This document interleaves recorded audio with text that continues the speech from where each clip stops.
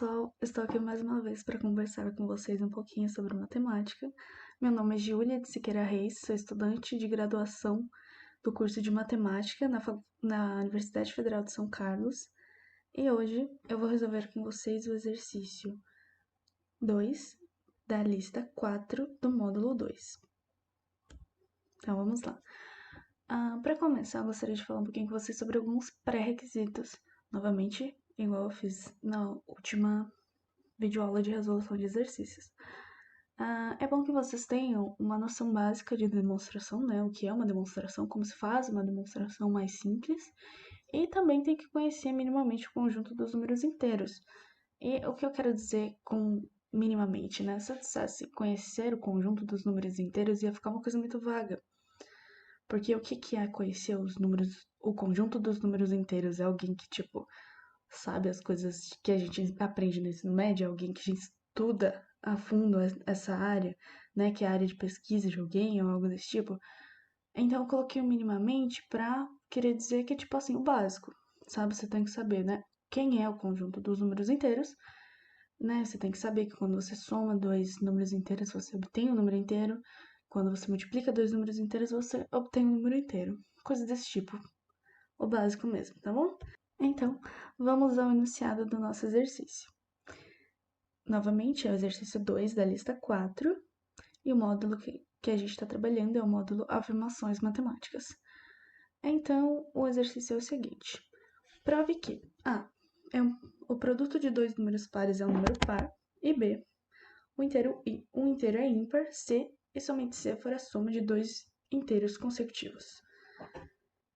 Então, vamos começar, né, pelo item A, e a princípio é bom que a gente reescreva a proposição, porque da forma que ela está escrita, não é tão claro assim que ela é uma afirmação do tipo C, então. Então, reescrevendo, a gente está querendo mostrar que se eu tenho dois números inteiros, A e B, e A e B são números pares, então o produto AB é par, né? Esse símbolo aqui significa tal que é, se A e B são números inteiros tais que A e B são pares, então AB é par. Esse símbolo aqui significa implica, certinho? Então, em outras palavras, se A e B são números inteiros e A e B são pares, então o produto AB também é par. De fato, como A é par, nós temos que 2 dividir A, isto é, A é igual a 2x para algum x pertencente aos inteiros. E por que a gente começou por aí, né? Por que a gente começou usando o fato de que A é par? Porque em qualquer demonstração que a gente faz, as hipóteses têm que ser as nossas melhores amigas. Porque às vezes a gente fica muito afobado, assim, desesperado, né? Nossa, preciso chegar na tese, preciso provar que é isso, papapá. Só que você não para analisar de fato quem são as hipóteses. Você não para analisar o que você tem que usar para você chegar nessa tese. Então, assim, nesse caso, as hipóteses são até mais importantes do que a sua tese, porque sem elas você não chega em lugar nenhum.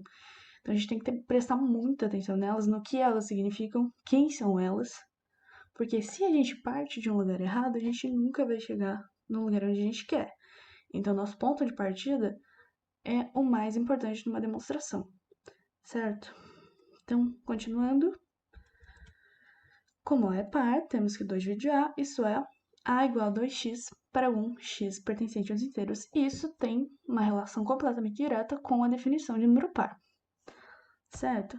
Analogamente, como B também é par, a gente tem que B é igual a 2y para algum y pertencente aos inteiros.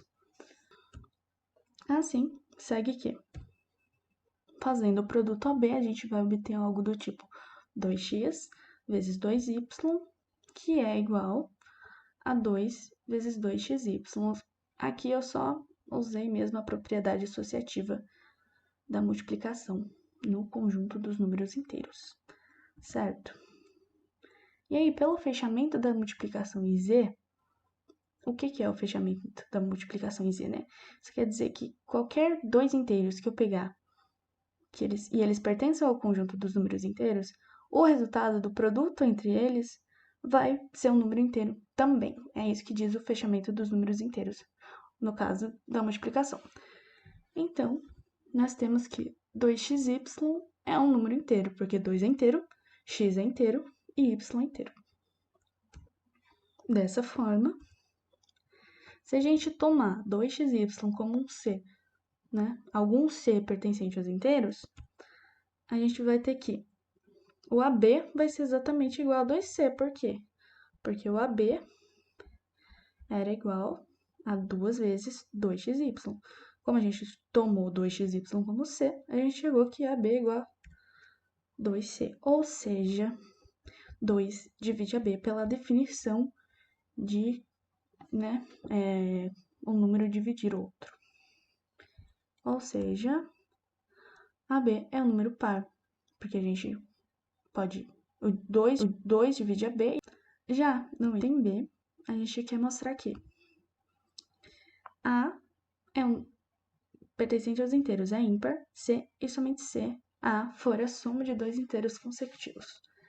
Nesse caso, né, já está escrito bonitinho, a gente não precisa fazer alterações, né, na afirmação, né, do jeito que ela está escrita, porque aqui já está bem claro quem são as hipóteses, né, quem são as teses. No caso, nós temos duas hipóteses, duas teses, porque é uma afirmação do tipo sim, somente C. Nesse tipo de afirmação, a gente normalmente provamos a ida e depois a volta. Mas, nesse caso específico, vocês vão perceber que dá para fazer meio que tudo de uma vez. Então, vou mostrar para vocês.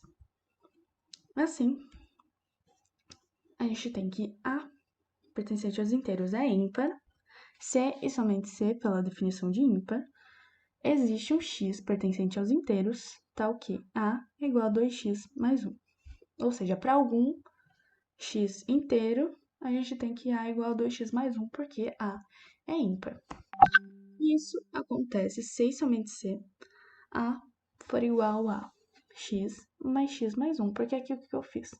2x nada mais é do que x mais x, então é só abrir uma soma, ok?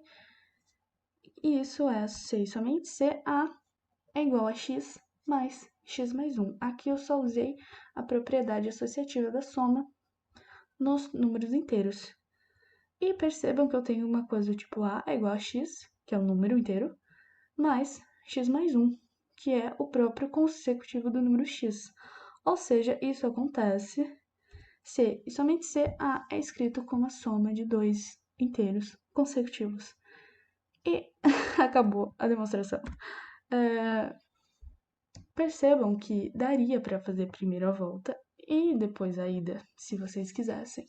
Mas a ordem os passos seriam exatamente os mesmos. A única coisa que ia mudar seria a ordem, né? Fazendo a ida, a gente faria desse jeito que tá aqui, só que com o símbolo de implica, e a volta a gente faria, tipo, de baixo para cima. Então seria exatamente a mesma coisa. E como, tipo, acaba percebendo isso, nos traz um pouco mais de agilidade, sabe? A gente ganha um pouco de tempo na hora de demonstrar. Então é isso, só queria mostrar para vocês que não existe só uma forma de demonstrar uma afirmação do tipo ser e somente ser. E espero que essa videoaula tenha sido útil para vocês, que vocês tenham conseguido entender o exercício. Certinho? Até mais e tchau!